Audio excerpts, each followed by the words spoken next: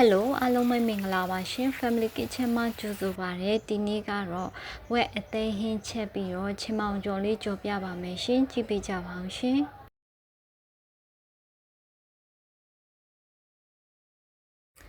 ဒါကတော့ဝက်အသေးဟင်းချက်ဖို့အတွက်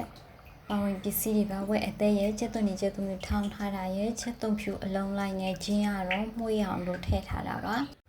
အရင်ဆုံးတဲကိုပူအောင်လုပ်ပြီးတော့စီထည့်ပါမယ်စီထည့်ပြီးရင်တော့မှုရအောင်လို့ဂျင်းအပြားလေးတွေထည့်လိုက်မယ်ပြီးရင်တော့ချက်သွင်းမျိုးထောင်းထားတာလေးထည့်ပြီးတော့မှုနေအောင်လို့စီတက်ပါမယ်ရှင်စီတက်နံလေးမှုလာပြီဆိုရင်တော့စနမုံနဲ့ငရုတ်တိအယောင်တင်မုံကိုနည်းနည်းစီထည့်ပြီးတော့မှုလိုက်ပါမယ်ပြီးရင်တော့ဝက်အသေးလေးတွေထည့်ချက်လိုက်ပါမယ်ရှင်အရသာအတွက်ကဒါရှိချုံမုံလေးနည်းနည်းထည့်လိုက်ပါမယ်ရှင်စားရတော့နေတော့ပါပြီးသားပါ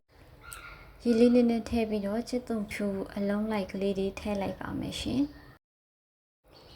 ရေလေးနည်းနည်းထည့်လိုက်အဖုံးလေးအုပ်လိုက်မှုန်လိုက်လုပ်ပြီးတော့ချက်လိုက်ပါမယ်စီပြန်လာပါပြီဝက်အသေးဟင်းလေးရပါပြီရှင်ဒါကချက်သွန်